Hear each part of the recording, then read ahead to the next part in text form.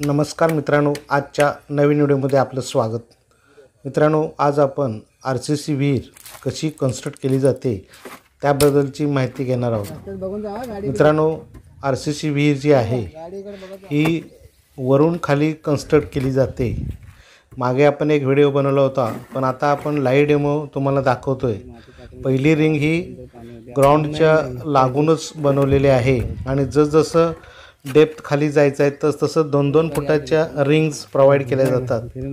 आणि या ठिकाणी पहिली रिंग कास्ट केलेली आहे आणि या विहिरीचा 5 फूट डायमीटर आहे आणि याचा खर्च मित्रांनो with material with labour contractor profit हे 2 फुटाला 6,000 रुपये रेट आहे। म्हणजे एका फुटाला 3,000 रुपये रेट पडतोय। जेवढी डेप्थ जाईल साधारणतः 20 फुटावरती या ठिकाणी पाणी म्हणजे 10 रिंगा लागणार आहेत। 20 फूट 2 फुटाच्या म्हणजे साधारणतः 60,000 रुपये या विहिरीला खर्च येणार आहे। तर मित्रांनो, तुम्ही पाहताय 2 रिंगा झालेल्या आहेत आणि तिसऱ्या रिंगचं खोदकाम केलेलं आहे। 2-2 फुटाचं खोदकाम केलं जातं आणि मोल्ड लावले जातात आणि त्यानंतर सळी बांधून मोल्ड लावले जातात। त्यानंतर मग कॉन्क्रीट केलं जातं आणि लगेच परत ते मोल्ड खोलायच्या अगोदरच खालचं बांधकाम केलं जातं। याचं वैशिष्ट्य असं आहे की प्रत्येक रिंगचं जे लोड आहे वेगवेगळ्या टप्प्यावरती डिस्ट्रीब्यूट केलेलं आहे। जर तुम्ही बघितला मोल्ड तो कशा पद्धतीनं आहे की ऑफसेट जरी तुम्हाला 2 ते 3 इंचाचा प्रत्येक रिंगाला दिसत असला तर तो आतल्या बाजूला असा आतमध्ये आहे आणि खालच्या बाजूला आतल्या बाजूला गेलेला आहे, म्हणजे बाहेरच्या बाजूला तो बेंड आहे।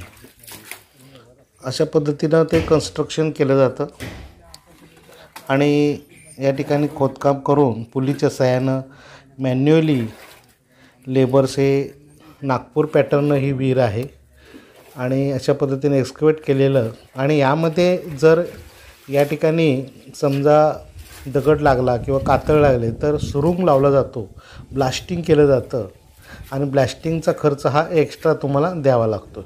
आता हे फिनिशिंग सुरू आहे, तुम्ही बघताय की कशा प्रकारे फिनिशिंग कास्ट केलेलं आहे। जसजसं रिंगा खाली जातात तसं त्या ठिकाणी चांगल्या पद्धतीनं त्याला पॉलिश केलं जातं सिमेंटच्या पेस्टनं की जेणेकरून कुठेही लिकेज राहणार नाही आणि वरून पाणी खाली उतरणार नाही। खालूनच पर्कोलेशन होऊन त्या ठिकाणी पाणी आतमध्ये येऊ शकतं।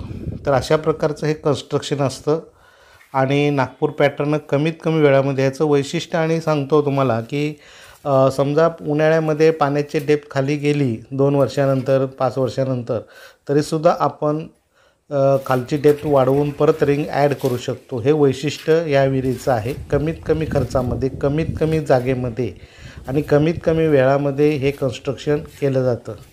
तर ही नागपूर पॅटर्न आहे। जसजसा डायमीटर वाढतो तसतशी कॉस्ट वाढत जाते। या ठिकाणी 5 फुटाचे जे कॉस्टिंग तुम्हाला सांगितले डायमीटर आतल्यात 5 फूट आहे आणि एका रिंगामध्ये जवळपास 1,000 लिटर पाणी राहण्याची क्षमता आहे आणि 6 फूट 7 फूट 8 फूट 10 फूट वेगवेगळ्या डायमीटर आहे। तुमच्या रिक्वायरमेंटनुसार तुम्ही या ठिकाणी उन्हाळ्यामध्ये जास्तीत जास्त खोल पाणी असतं त्यावेळेलाच ही फायनल विहीर केली जाते। तर मित्रांनो, अशा प्रकारचं हे कन्स्ट्रक्शन आहे। तर तुमच्या काही शंका असतील जरूर कमेंट बॉक्समध्ये विचारा, आम्ही जरूर तुमच्या प्रश्नांच्या उत्तर देण्याचा प्रयत्न करू। आणि मित्रांनो, हा व्हिडिओ आवडला तर जरूर लाईक व शेअर करा व आपण या चॅनलवरती नवीन असाल तर चॅनल सबस्क्राईब करण्यासाठी विसरू नका। आणि यामध्ये तुम्हाला दिसतंय उतरण्यासाठी ह्या स्टेनलेस स्टीलच्या रिंग्स लावलेल्या आहेत।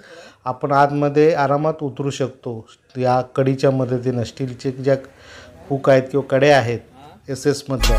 तर आजच्या व्हिडिओमध्ये इतकंच। थँक्यू, धन्यवाद।